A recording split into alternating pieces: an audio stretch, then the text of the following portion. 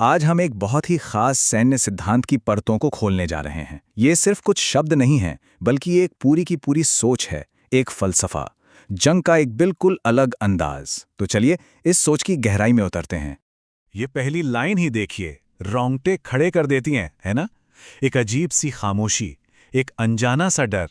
ये किसी आम जंग की आहट तो बिल्कुल नहीं है, ये कुछ और ही है। तो सबसे पहली बात जो उभर कर सामने आती है वो है इस फोर्स की मौजूदगी का तरीका। एक ऐसी मौजूदगी जो लगभग अलौकिक है। मतलब वो सिर्फ चुपचाप नहीं आते, उनका आना एक एहसास है, जैसे कोई ऐसी ताकत आ गई हो जो कुदरत के नियमों से बंधी हुई नहीं है। और यहीं पर देखिए पूरा खेल बदल जाता है। सुनने की बात नहीं हो रही, महसूस करने की बात हो रही है। ये लड़ाई को सीधे सीधे जिस्मानी लेवल से उठाकर दिमागी लेवल पर ले जाता है। एक ऐसा दबाव जिसे हवा में महसूस किया जा सके, जो दुश्मन को बिना कुछ देखे ही तोड़ने लगे। ये एक लाइन इस फोर्स की पूरी मानसिकता को खोलकर रख देती है। वो हालात के हिसाब से नहीं चलते, उनका मिशन, उनका मकसद उनके हर कदम को तय करता है। इसका सीधा मतलब है, नियम वो खुद बनाते हैं, जमीन या रुकावटें नहीं। वो हमेशा अपनी शर्तों पर लड़ते हैं। अब चलिए इस सिद्धांत के सबसे दिलचस्प पहलू पर आते हैं। एक विरोधाभास, एक पहेली। कोई एक ही वक्त में इतना फुर्तीला और इतना ताकतवर कैसे हो सकता है? यही इस पूरी सोच का दिल है। यहां देखिए, ये दोहरी पहचान ही इनका सबसे बड़ा हथियार है। कदमों में हल्के लेकिन प्रहार में भारी। फुर्ती ऐसी कि दुश्मन को सोचने तक का मौका ना मिले, और जब हमला हो तो वो इतना जबरदस्त हो कि सब कुछ तबाह कर दे। यही वो चीज है जो उन्हें इतना खतरनाक बनाती है। उनकी हर हरकत का, हर कदम का सिर्फ एक मकसद है, और वो बिल्कुल साफ है।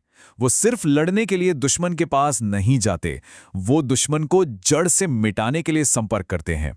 यहां कोई आधा अधूरा काम नहीं होता, अंजाम सिर्फ एक होता है, पूरी तरह से तबाही। अब अगला कॉन्सेप्ट है मोमेंटम का। पर यहां मोमेंटम का मतलब सिर्फ रफ्तार नहीं है। यह सोच उससे कहीं ज्यादा गहरी है कि जंग के मैदान में रफ्तार को देखा कैसे जाता है। और यहीं पर इस सोच की गहराई पता चलती है। ये स्पीड नहीं है, ये है अनिवार्यता। मतलब उनका पहुंचना उतना ही तय है जितना सूरज का निकलना। एक ऐसी ताकत जिसे रोका नहीं जा सकता, ये बस होकर रहता है। और यहीं ये सिद्धांत सबसे अलग हो जाता है। आमतौर पे क्या होता है, सेनाएं मोमेंटम बनाने की, उसे हासिल करने की कोशिश करती हैं, है ना? लेकिन यहां मोमेंटम बनाया नहीं जाता, ये थोपा जाता है। सोचिए जरा इस बात को। वो हालात पर रिएक्ट नहीं करते, वो खुद हालात बन जाते हैं। अपनी मर्जी को ही वो जंग की हकीकत बना देते हैं। तो ये थोपी हुई गति या इम्पोज्ड मोमेंटम है क्या? सीधे शब्दों में कहें तो ये दुश्मन को अपनी बनाई हुई हकीकत में, अपने बनाए नियमों पर और अपनी रफ्तार से लड़ने पर मजबूर कर देना है। तो फिर इस सब का नतीजा क्या निकलता है? जब कोई इस तरह से लड़ता है तो अंजाम कैसा होता है? यहां से कहानी और भी ज्यादा, कह सकते हैं, निर्णायक हो जाती है। जैसे ही वो मैदान में आते हैं, पूरा युद्ध क्षेत्र, पूरी हकीकत खुद को उनके हिसाब से ढालने लगती है।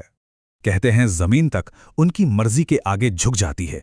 वो बाधा नहीं, उनका हथियार बन जाती है। और आखिर में दुश्मन के पास सिर्फ एक ही रास्ता बचता है, घुटने टेकने का। ये कोई शायद वाली बात नहीं है, ये एक तयशुदा नतीजा है। ये एक लाइन इस पूरी सोच का निचोड़ है। लड़ाई शुरू होने से पहले ही जीत तय है। और ये कोई घमंड नहीं, ये उनका सिद्धांत है, उनकी हकीकत। और इस सिद्धांत का एक नाम भी है, पीवी शॉक बाय डिजाइन। मतलब जानबूझकर एक ऐसा मनोवैज्ञानिक खौफ पैदा करना कि असल लड़ाई तो बस एक फॉर्मेलिटी रह जाए। जीत दिमाग में पहले ही हो चुकी होती है, मैदान में तो बस उसका ऐलान होता है। तो आखिर में ये एक सवाल हमारे सामने खड़ा होता है कि एक ऐसी लड़ाई भला लड़ी ही कैसे जाती है जिसका नतीजा पहले से ही तय हो? ये सिर्फ एक फौजी सवाल नहीं है, ये एक गहरा दार्शनिक सवाल है, सोचने के लिए एक बहुत ही दमदार विचार।